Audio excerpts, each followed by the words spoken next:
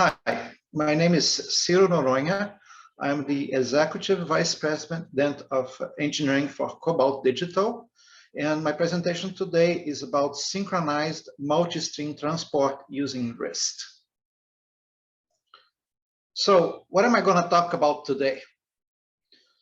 What is the problem are we trying to solve? Well, let's define it before we solve it, right?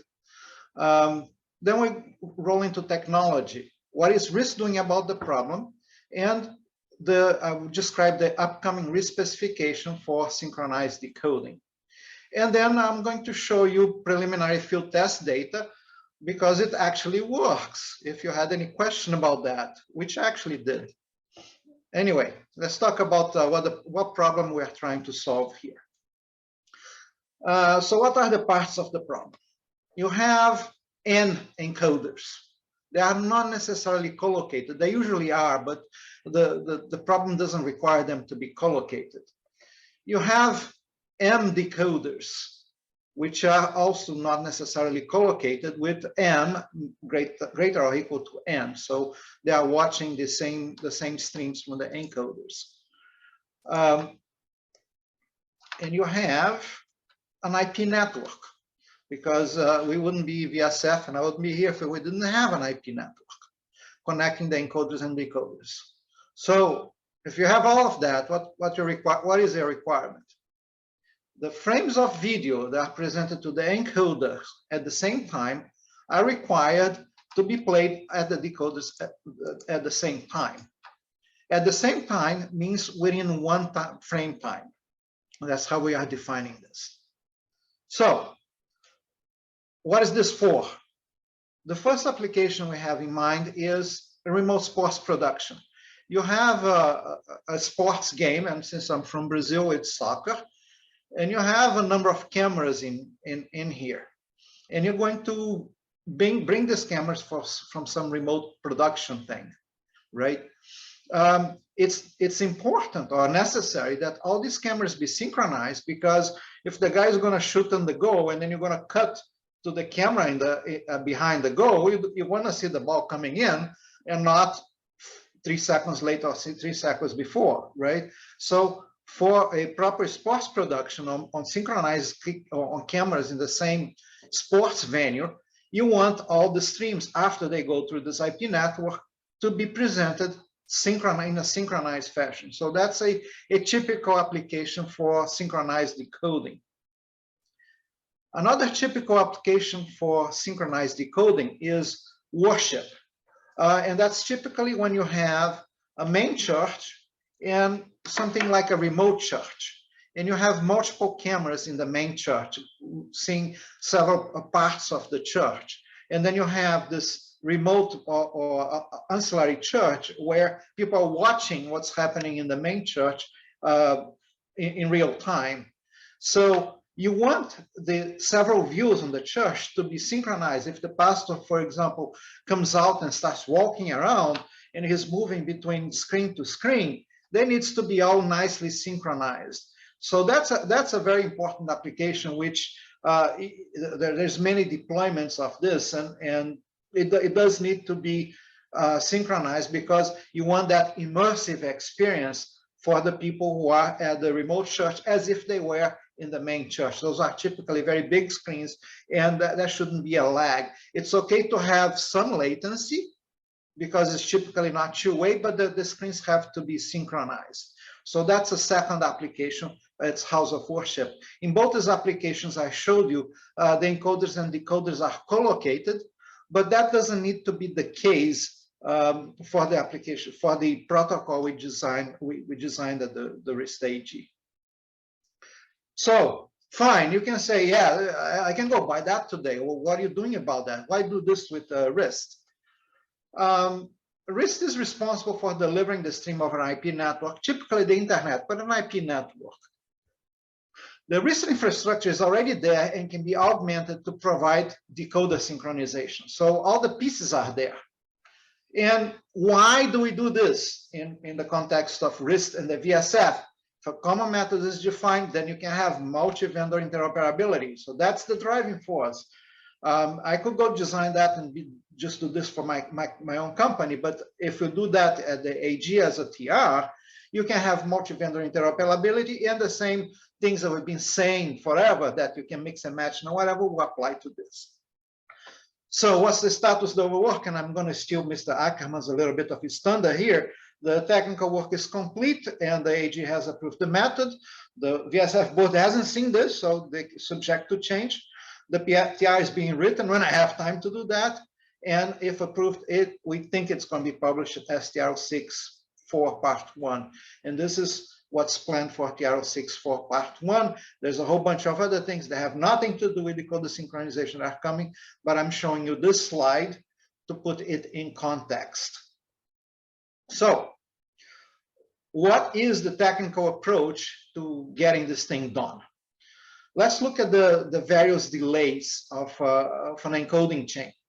So you feed video into an encoder, there's an encode delay, right? So it takes whatever it takes to encode. We all know that encoding isn't immediate. Then you throw it in an IP network. That network has an intrinsic network delay. It's the propagation delay of the network. Now, if it's the internet, packets may be lost. So getting into the decoder, there's a protocol delay. There's a RIST buffer. This is the same NAC stuff that we've been talking about for 5 years, where you need to store the packet and have a number of round trip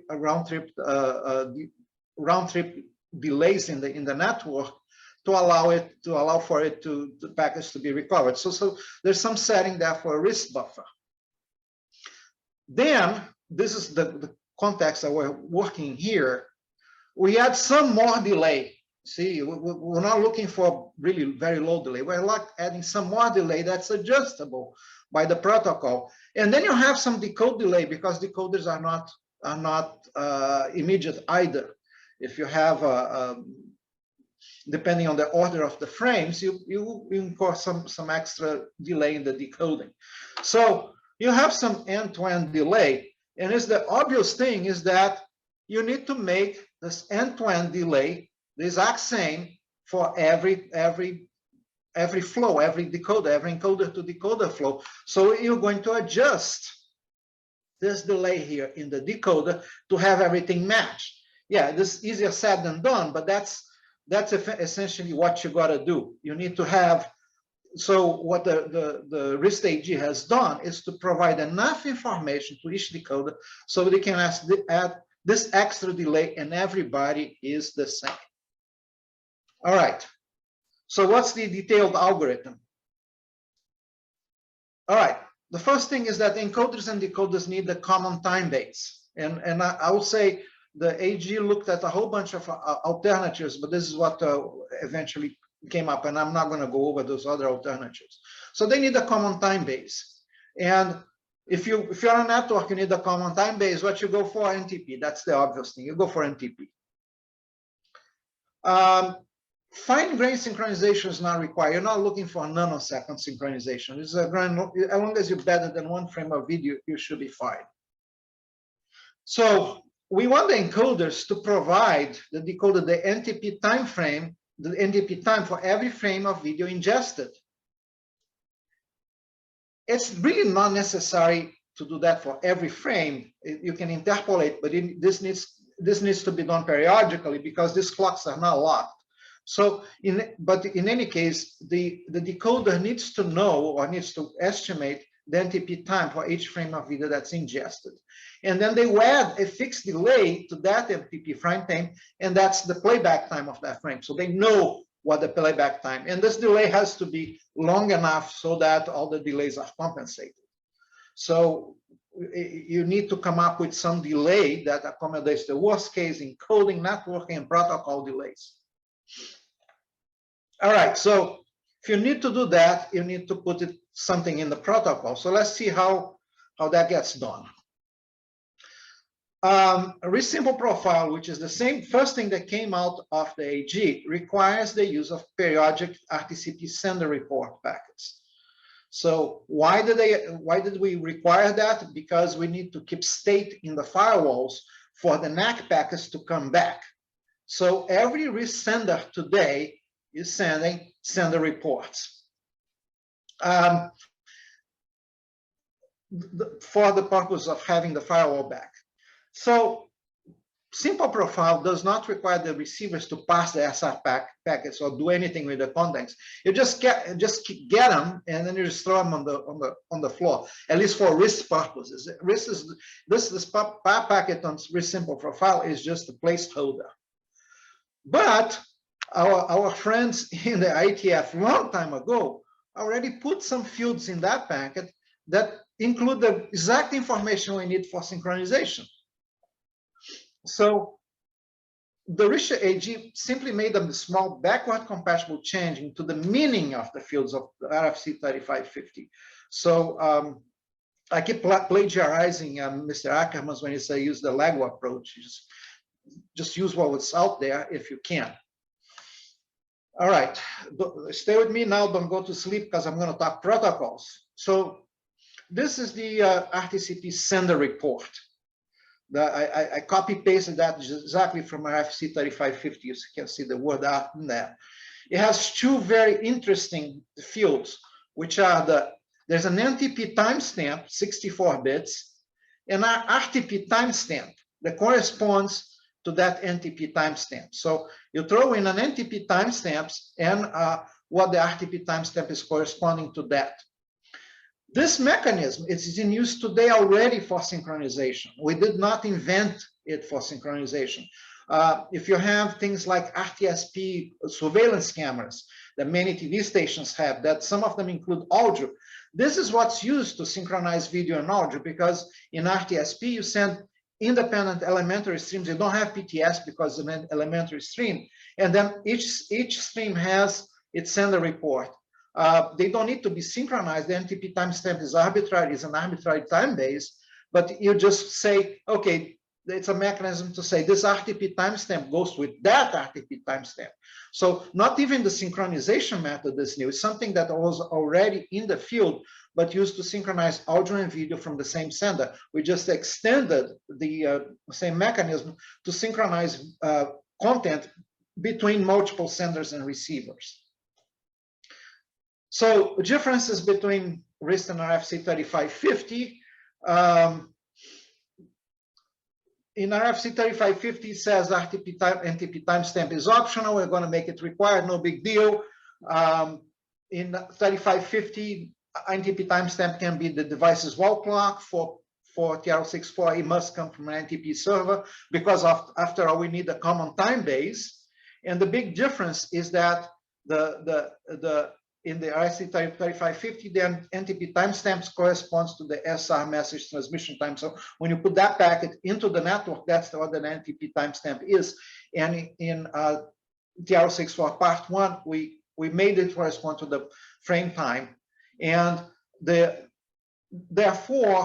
the RTP timestamps correspond to the timestamp of the packet that's carrying that frame.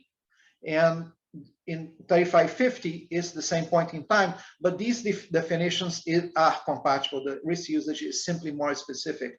So it is backward compatible to, if you throw this in a network where there's a receiver, an existing RTP receiver that is looking at sender reports, it is not going to get confused.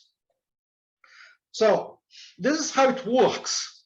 This is really the secret or not so secret sauce, because this is going to become a TR. All right. So you have the video, and the encoder is capturing frames of video. So for every frame of video you capture, you make a record of the STC of that video and the NTP of that video. Then you put that on a RTP stream, and the timestamp, the PCR, if it's a PCR bearing packet that is receiving this, is a PCR bearing packet, use the PCR to interpolate using the very last one with this, and then you find the RTP timestamp, the NTP timestamp corresponding to this RTP timestamp. So timestamp is whatever you're going to put anyway, and you use the PCR in the packet to interpolate. So this data is available for every packet, but you only send every 30 milliseconds, every 100 milliseconds, as required by RIST simple profile. Now, you can say it's all fine. Does it work? Well, it does. Now let me prove it to you. So here's what here's the preliminary test that I said. And Wes is going to like this because this is a 1080i signal, and I'm using the new way of denoting it. So I'm taking the video with burning time code. You see the time code right here, and I'm feeding it the same video to two encoders because I mean those are completely independent encoders. I'm feeding the same video. I'm not loss of generality because normally those things are gen-locked anyway.